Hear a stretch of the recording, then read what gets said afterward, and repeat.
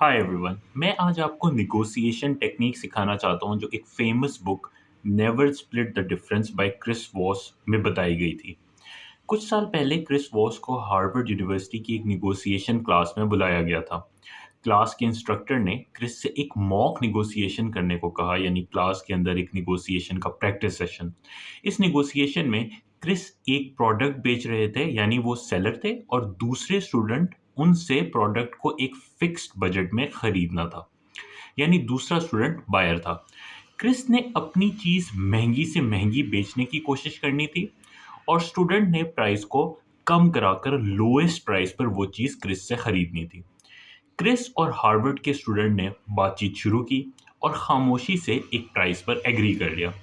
जब उनके इंस्ट्रक्टर उन दोनों के पास आए और पूछा कि क्या प्राइस डिसाइड हुई, तो क्रिस ने जब एग्रीड प्राइस बताई तो टीचर हंसने लग गए।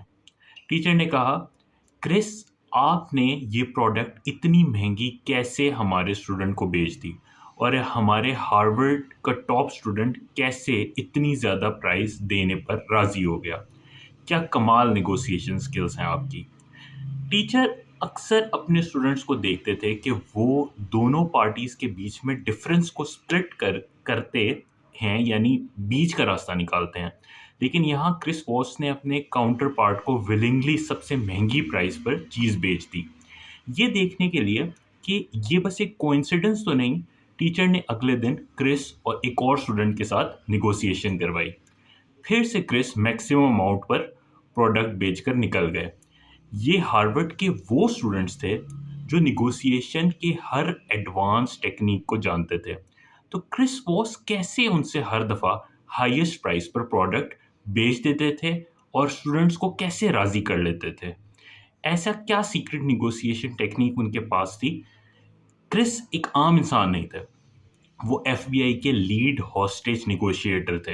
यानी जब वो कोई दहशतगर्द लोगों को अगवा करते थे तो वो उनसे मुज़ाकरात करते थे और दुनिया भर में हाई स्टेक्स निगोशिएशन का एक्सपीरियंस रखते थे।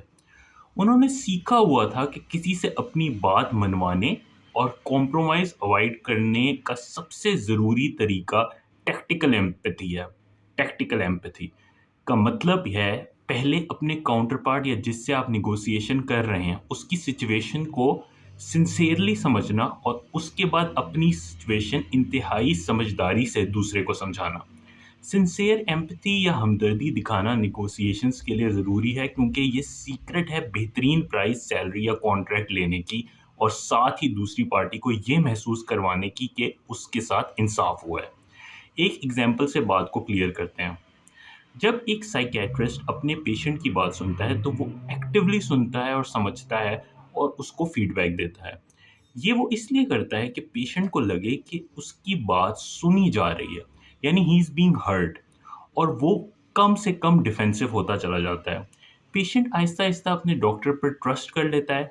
जब ट्रस्ट कर लेता है तो वो डॉक्टर जो कहता है पेशेंट उसकी बात मान लेता है।